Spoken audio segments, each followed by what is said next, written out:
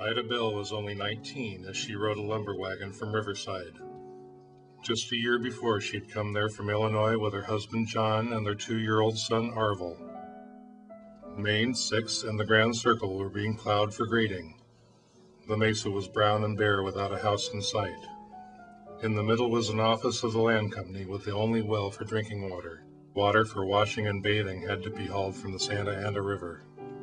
On a lot on Sheridan between 9th and 10th, the three of them spent nights sleeping under boards leaned against their wagons while building their house. When finished off, their house was just 12 by 14 feet. It lacked most conveniences, including a floor. Hardships were a part of daily life. Everywhere you walked was ankle-deep dust or mud when it rained. The land was a wild and dangerous place for anyone, but especially for the larva. It was often part of Ida's day to pick up her rifle and take aim at a skulking coyote. One morning when the bedding was taken up, the family found a rattlesnake had been sharing their comforts. Their second son, Cecil, came the following year. Only 2 weeks after, she watched helplessly as her husband, John, died in agony of acute appendicitis. Though misery was common, kindness was very much a part of the people of early Corona. Left widowed and penniless, Ida was comforted by Mrs. W.H. Jameson, who pressed a $20 gold piece into her hand. A merchant who was owed $50 on their new wagon cleared her debt, handing her a receipt showing paid in full. The first railroad tracks were being laid towards town, and Ida survived by baking bread, up to 100 loaves a day for the crew. Between 1888 and 89, a grasshopper invasion ravaged the lemon groves, and Ida helped sew cheesecloth covers for the young trees. Ida survived with her 2 children, but they were hard and lonely times.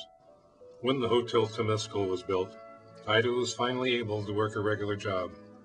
In the short time that this first hotel existed, Ida became quite famous as a cook.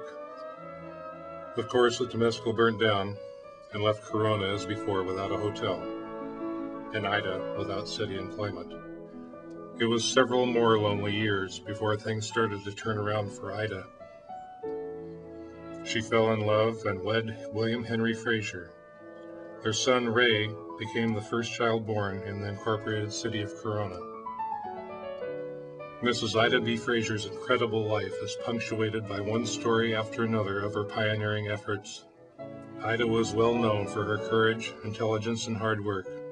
So much so, the city fathers asked her one day if she would be willing to construct and operate a new hotel herself.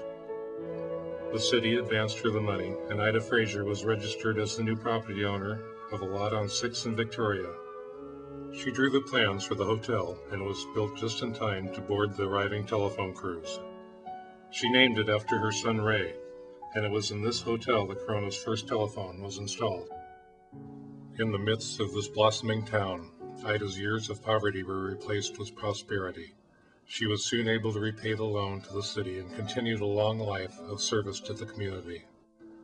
You could hardly begin to contemplate the number of people who were guests over all those years.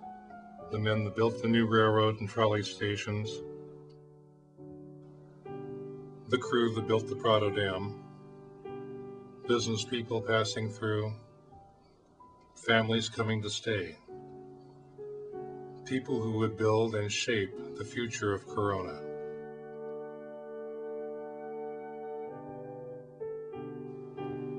The Hotel Del Rey's banquet hall was the unrivaled center of social activity. The first of many chamber events were held there, and it continued to serve for countless seasons of receptions and fundraisers and fancy affairs.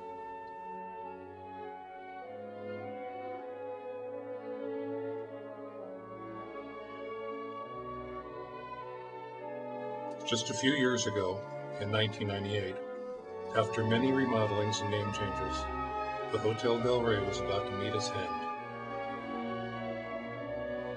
The land was destined to become a parking lot, but the story didn't end there. Volunteers who knew of its history raised money to somehow save the historic building. With no place to move the hotel, it was meticulously disassembled by a professional restoration team.